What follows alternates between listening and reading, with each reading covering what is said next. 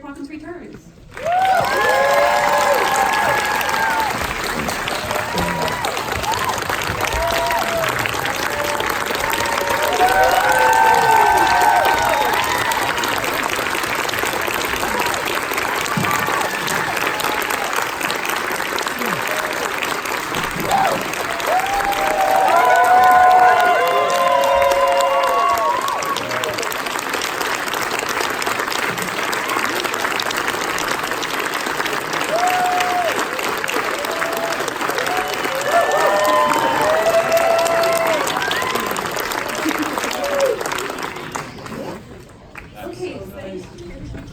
Unfortunately, we're out of time now.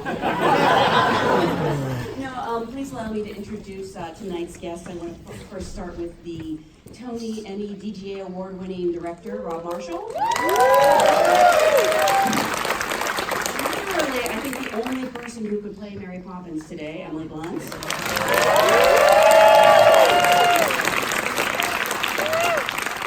Everyone has quoted this man, Lin Manuel Miranda. We have producer Marc Platt. He knows a little about musicals. He's produced Wicked on Broadway and, of course, a slow movie called La La Land. We have one of our producers, John DeLuca. And the production designer, who clearly has work cut out for him, John Myhre.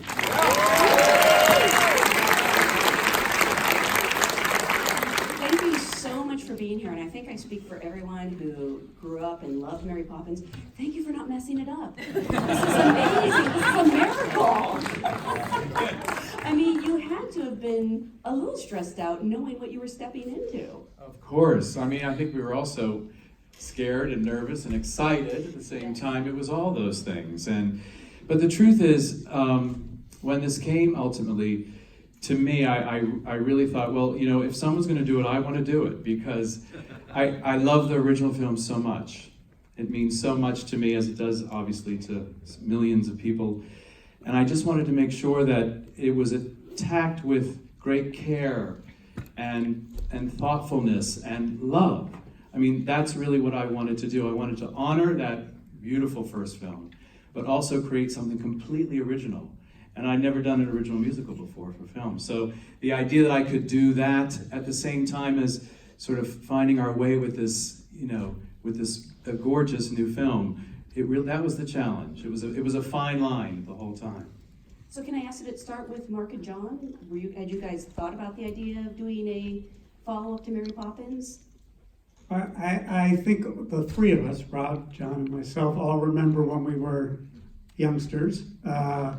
You were in New Jersey, I was in Baltimore, you were in Pittsburgh, and I remember my mom and dad taking me to Mary Poppins as a little kid, and just what an impact it had. So it's something we floated around, and Disney floated around, and it's something we were very respectful of, like Rob said, but gosh, there's nobody else in the world to do it other than Rob Marshall and John, who've worked together so wonderfully for so long. And so with a lot of respect, but a lot of love, as Rob said, we move forward. And Emily, what is it like to step into the sensible shoes of Mary Poppins? That's also got to be intimidating. Sure. Yes, and I think initially it did feel intimidating, just because I knew the imprint that this iconic character, played by such an iconic actress, had on the world. And so how do I carve out new space for myself, and how do I make her my own, and what's my version? What story do I have to tell about this character? And that's where Rob Marshall is just so collaborative and so exciting to work with, because he's brave and he believed in me taking a big swing with how I saw her. And so as big as the prospect was, and as overwhelming at times as it might have seemed, I think Rob was a big component of allowing that to become like white noise and actually making the whole process incredibly intimate for me, for you know, all of us. So she's the most delicious person I've ever played. I mean, she's just so much fun, and like I just dove into the books really, and there were 7 other books written about her, and actually the books are sort of not linear story. It's just a series of vignettes of these rather extraordinary batty adventures that she takes them on, and she just she's so eccentric in the book, incredibly rude, obviously, and funny, and thinks she's amazing, which she is, but it was just delightful, to craft the character. I just had so much fun. Can I just say there was no one else on this planet who could play this part but Emily. No one. I mean, honestly, no one. People ask me, was it the hardest decision? I said it was actually the easiest decision of all. There would be no film without Emily. No film. Because it's such a sophisticated performance when you look at the layers of what she plays. Because there's, incredibly stern and upright nanny, but underneath there's a human beating heart. And there are glimpses throughout the film of that human and that person. And, the warmth Emily has underneath and the humor. I mean, you bring so many colors. It's such an exquisite performance. And I mean, honestly, it's an impossible performance because who else could have done it but Emily? No one. No one. You see this mutual admiration they have, which is lovely, and it's true. I was there every day on the set, and they do have a shorthand between them. There's something going on. It's really a meeting of the minds, their humor and their intellect, and the way they create. It's so simpatico that it was really wonderful to be able to be witness to that. So it's true. Well, you previously worked together on Into the Woods, and if I'm not mistaken, didn't you try to get her to audition for 9 or consider a role in it? And she wouldn't? Em wouldn't come in. I asked her to come in, but she wouldn't come in. Why is that, Em? Because I was told by my agent, you need to sing and also bring your jazz shoes. And I was like, I don't know what they are. We never asked. And that sounds... That's the biggest lie. I don't even know jazz shoes. No, I just didn't. It just sounded so overwhelming. I just was like, no. Insane. In fact, I miscommunicated. No, heels, but not jazz shoes. So when you're introducing new characters in the story, can we just be honest? Did you go out to Lin Manuel Miranda so you could get Hamilton tickets? Well, luckily I'd seen Hamilton and had seen all of Lin's work, and to me, he's such a genius as a composer and a writer, but what you don't realize is he's such a great actor. And John and I saw that. It was actually John's idea. He said, what about Lin? And I was like, Lin. Because like we love his work. Yeah, is all. It was. And the thing about Lin is that we sat down with him during a matinee, or actually in between shows. Yeah, a 2-show day. 2-show day. I don't know how you do that. And so we sat down with him. Here's the thing about Lin that's immediately, it was so clear to me that this was his role, is because he's so authentic. That this unbridled enthusiasm and joy and spirit. And you have to have that sort of childlike spirit inside to play a role like that and not make it phony or wink or anything like that. It's an exquisite performance because of that, Lin. And you feel it. I mean, the moment, I know this sounds crazy, but the first thing you see the flame at the beginning of the film. And then through that flame you see his face. And I see that sort of glint in his eye already. It's already there. I see it now. but you know what? And I just knew it would translate to film because he doesn't push it. It's just who he is, and the camera captures that, and that enthusiasm and all of that beautiful work that he does as a singer and a dancer, but also as a spirit, is throughout this whole film. I mean, and their relationship together is just off the charts. And Well, thanks, guys. Good night. no, but I mean, Lin, you've had some success on stage. This is your first big lead role in a major motion picture, and you have to sing and dance, and it's Mary Poppins Returns. I mean, were you intimidated? Well, when you put it like that, I'm terrified in retrospect. But honestly, it was such a privilege to get asked to be a part of this, and I am such a fan of everyone on this panel. I would have applied to intern for Rob Marshall on Mary Poppins Returns just to watch these guys make movies, because I think there's no one making better musicals in the 21st century. And full stop. And so I was there to learn, and the joy of going to work every day. I mean, imagine going to work today, and I don't know what's on the call sheet. Oh, today we're dancing with the penguins. Oh, tomorrow we're going to take over Buckingham Palace with 800 bicycles. Every day was like we were creating this joy machine, and Rob and John are so meticulous.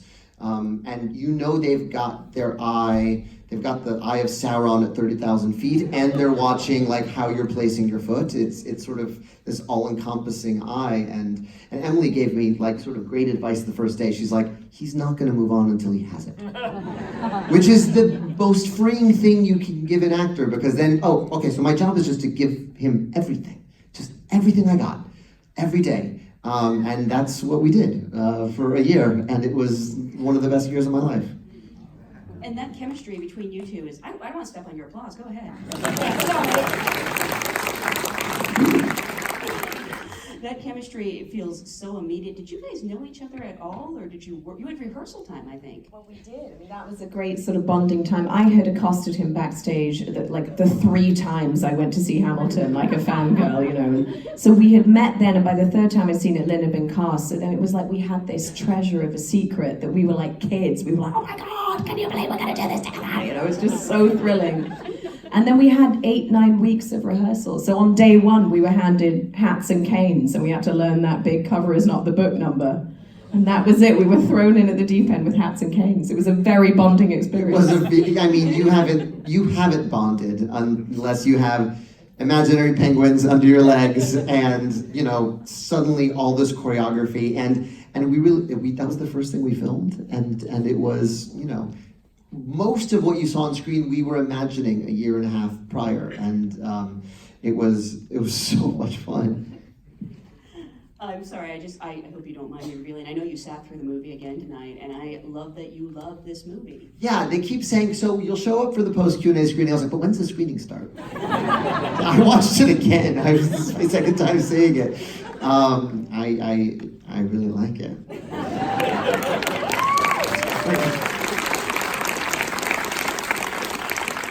Rob and the producers, can you actually talk about the luxury of having 9 weeks of rehearsal? That's pretty rare on a film. Broadway shows don't get 9 weeks. The interesting thing is, in terms of the rehearsals, I know a lot of actors in films are afraid of rehearsing because they're afraid that it will get stale and they don't want to, squeeze the lemon, so to speak. But what happens is, because I'm able to just watch the relationships just grow and get deeper and deeper, especially, it doesn't matter. But then we go to film, they know it so well that they're able to improvise and find new lines and feel more comfortable actually relating to each other when Rob calls action. So it's almost just the opposite. It gives them a freedom. It's true, and I think there's no version of doing a movie like this without rehearsals because it's an original musical. So we don't have out of town. We don't have previews to create an original musical. And to pull it all together. I mean, I will say it was an incredible thing to have this time, but without it, I mean, I don't know what we would have done. I mean, you have children you're dealing with, you have music and new music. I mean, Emily and Lin, their first songs, I think we had maybe 4 or 5 versions, different songs that we tried to find the perfect song. I mean, it's the first time this character is being heard, the first time Mary Poppins is singing after 54 years, we have to find the right song. So it was, it was that, plus we had so many dancers involved with this. There was so much CGI, there was animation, which by the way was all hand-drawn. So, in that 2D classic Disney style, and that was something that made it much more complicated, much more expensive, Mr. Platt, right? I mean, it really did. We were, well, because Marc, you were amazing, and Marc helped us get to the studio and say, listen, this is something we have to do. And anyway, I always think when I do a movie like this, a musical, it's like doing 2 movies, but this one felt like 3. Because on something like Chicago or Into the Woods, those are established musicals that you're translating to screen. There was nothing. So we had to begin from scratch, and so that's why this was a huge challenge. As thrilling as it was to work on, it was incredibly difficult too. I think that animated sequence is a good sample of just how exquisite Rob's direction in this film is, because if you think about it, it has so many moving parts to it. Original music, lyrics, orchestration, arrangement, camera, lighting, hand-painted, hand-drawn animation, 3D background, some CG elements, perfectly choreographed, live action interaction. You got people dancing, you've got penguins dancing. It's all so glorious and so perfect that it looks so easy.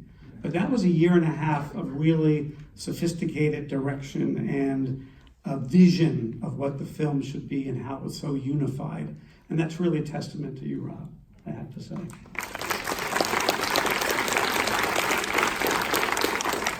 And for John M., you clearly had your work cut out for this. I know you shot some of it in London and then some of it on sound stages. Can you sort of talk about that juxtaposition between creating a real world and then this multiple fantasy worlds? Well, when I first met with Rob, he said, you know, this is our movie. We love the original, but we're not recreating the original, we're making our film, and the story is so different. And he said, this film needs to be dipped in reality. So I remembered that every day. And he said, I want you to go to London and see if we can make some of it work on the streets. Because you saw the opening numbers, almost a love letter to London. So I went to London and I was going through with all the British location people. I kept going, well, this is good, but it's not London-y enough. So we created a word, London-y, and every single day I went to my art department, I went to the prop people, I went to the sculptors, the painters, and said, this needs to be a little more London. I love that direction. Luckily, you had a London consultant. Emily was on board. So. What did end up being the most challenging part or the most challenging day for each of you? Maybe a number on set or trying to ride that bicycle with all those people on it. Jeez. Actually, the bicycle wasn't too bad. That was a really fun day. It's so funny. There's enormous sequences in here that didn't feel hard because we practiced them so much. Like Triple Little Light, fantastic. That incredible number on that fountain. We ran that. Oh yes, applauded forever.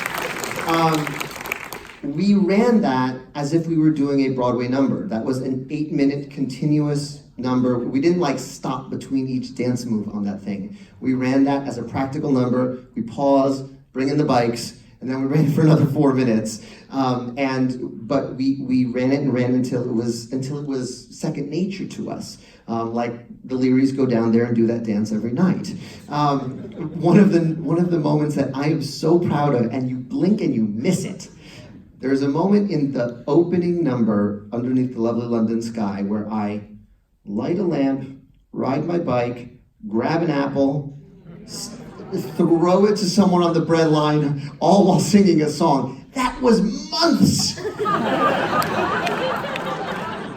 And just to make it look like nothing, I'm just like, just every day I light a lamp, steal an apple, feed a hungry person while I'm singing. It's one take. So it's so funny because there's huge sequences that look like they were a lot of work, and then there's the blink and you miss it that was like hours of work. Throwing my hat on that rack was 10,000 hours of practice. But that bicycle was hard to ride. That was Gertie? I named her Gertie. That was, because I kept watching everybody ride it, and I was like, what can it be? It's a bicycle, you know? So I get on, it was this old thing, the ladder, and ladder makes a tip to the right, so you have to overcompensate to the left. It was the cobblestones, you guys. And the cobblestones. Gertie's a tough ride, all right? Gertie's a tough ride. Made it look good. And we spent an afternoon in the emergency room, you and I. Oh, you want to tell that story? Yeah. Yeah, that beautiful opening sequence where I, under the lovely London sky, and I slide out of frame. Well, the first time I did it, I slid out of frame and my feet slid out from under me and I christened Cherry Tree Lane with the back of my head. Went flat down. This is my worst, so he's telling me. Yeah, it was the first day of shooting. And I was like, I'm gonna bleed all over Cherry Tree Lane. It was fine. No stitches. So cool. He's so just a cool. little glue. You got up and you just said, I'm bleeding. Ran to the emergency. It's going to be okay. And then you changed the lyric to my favorite thing. Oh yeah, the lyric was, soon this slump will disappear. And then every day I'm like, soon this lump will disappear. It won't be long. I'm curious, Are these songs in your muscle memory now? Like, do you remember your duets? Yes. Yes. Like, you could do Don't Judge a Book by its cover right now? Yes. I wasn't saying to do it. I mean, unless you want to. But you remember some of the lyrics still? Sure. Yeah. Sure. Yeah. Yeah, they're in there. Yes. I remember the ballad the most, I think. Yeah. Which one? The ballad. The kids. With the kids. She knows. She's trying to get me to sing it. The one with the kids. Do you mean not the bathtub one? No, the slow one with the kids. The ballad. Yeah. Okay. And John, for you, what was the most difficult part of creating this world? I think maybe the number you're just speaking of, the big Leary number in the abandoned park. And it was rehearsed over weeks and weeks. And the rehearsals are wonderful because you create so much in them. We create what the sets will be, the size of the sets, what are needed, how they can help tell the story. This was particularly fun for me because it was all new music. And we've been lucky enough to work together on projects that had a bass score of music, where Rob and John obviously change it and tailor it and make it perfect for the story. But this was all new. So in these rehearsals, things become longer and things become shorter and things change. And in the past, it had always been me running across the studio to get to the dance hall to hear something had changed, or maybe you're twirling around 3 more times and something needs to become bigger. Well, this was the first time as I was running across the studio, I saw the composer, Marc, running across in the other direction. We both run into the stage. You would all tell us these wonderful new ideas. And while I start chalking out different ideas for the set, Marc would actually start extending the music. And in a couple cases, adding lyrics and really creating the song right there.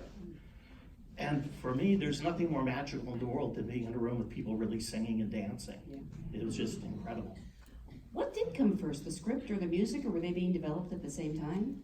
The storyline began first, and then we sort of placed where there was supposed to be a song, and we would come up with a dummy, title. But it was really, the thing about musicals is that the hardest part of it is the structure and where songs go. Because if you don't earn a song, if a song doesn't come out of the scene in a very natural way, and then all of a sudden they're singing and you're unaware that they're singing, it sort of should be very seamless, coming out of dialogue back into dialogue. If it doesn't work. It's that thing you feel when it's like slightly embarrassing when they start to sing because it hasn't been earned. And so, what we worked on, we had a writer's workshop in New York for a week where no one was there but just us, not even Disney, no one. So we could just really hear the material and understand how we could move out of a scene into a song. And what happens is sometimes, the best part of the scene becomes the song. I mean, that's the thing. So and you have to sort of check your ego at the door because that great moment, that great monologue, or that great line becomes part of the song. But it has to work like that. We're all serving the same thing, which is this film, this musical film. But finding, for instance, Emily's beautiful ballad, Where the Lost Things Go. You have to earn a ballad in a film because you can't have ballad. Otherwise, it's like boring. It feels like you have to have earned it. It has to, especially in a film. And so by the time, we have this big animation sequence which ends with that sort of nightmare sequence for the kids. And then there's that moment where the kids feel vulnerable and they miss their mother. And there's a beautiful private moment that Emily has as Mary. What do I do? And that's where you sort of see that human moment from her. And then she sings the song, and the great thing about the song is it doesn't come out and say the lesson. She's not like a person that tells you, she leads you to it.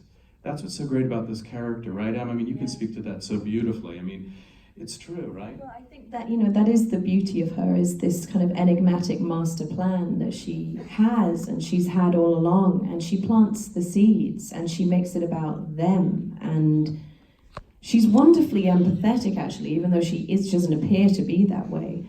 But she expects nothing in return. She takes zero credit for these incredible adventures that she takes them on.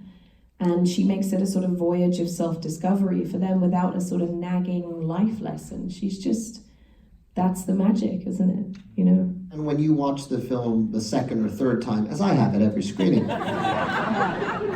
you see it's not just the Uber plan. It's as simple as, you know, you'll watch again and you'll see, oh, she gave Georgie that picture to fix up that kite that had the certificate of shares.